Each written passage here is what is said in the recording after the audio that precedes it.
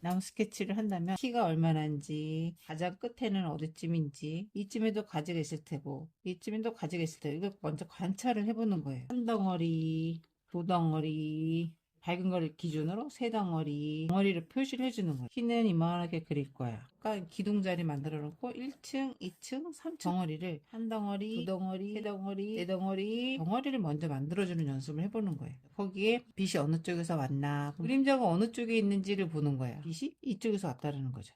얘는 빛이 위에서 왔으니까 여기 밑에가 어두워. 이쪽으로 왔으니까 오른쪽도 어두울 거 아니에요.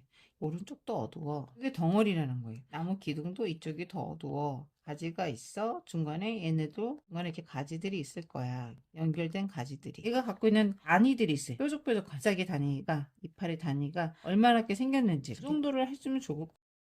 이파리 단위를 가장자리에다 얘를 만들어주는 거야. 생긴 모양대로 나는 이런 형태로 가장자리를 해줘야지. 어두운 부분에서 나는 얘네들이 이렇게 단위들이 뾰족, 더 어두운 데는 단위들이 반복해서 가는 거예요. 이게 바로 펜으로 해도 된다는 얘기죠. 뜨문뜨문 튀어나왔더라. 익숙하지 않더라도 저는 바로 펜으로 하는 거를 권장해요. 펜은 지울 수가 없잖아요. 그러면 앞에서부터 얘가 제일 앞에 튀어나왔을 거 아니에요. 튀어나온 순서대로 발이 단위를 먼저 해주는 거죠. 강약 조절을 해주면서 강한 데도 있고 약한 데도 있고, 강약을 조절해서 강약 펜을 무조건 다 똑같이가 가는 게 아니라 진한 데가 있으면 흐리게 빠진 데가 있다는 거예요. 선 하나에도 진한 데가 있으면 흐리게 빠진 데가 있다는 얘기죠. 이 선 자체에서도 이거운 애가 있고 가느다란 애가 있다는 얘기예요. 앞에 있는 애부터 충분히 해주는 거죠. 중요한 거는 밝은 데부터 해주는 게 아니라 이 선은 어두운 데를 위주로 해주는 거예요. 펜이 검정색이거나 진한 색깔이잖아요. 물감보다 진하잖아요. 강하잖아요. 강한 부분에 이 펜선이 들어가는 거기 때문에 밝은 데는 별로 많이 안 해줘요. 튀어나오면서 몇 군데만 어두운 부분을 위주로, 외곽선이 아닌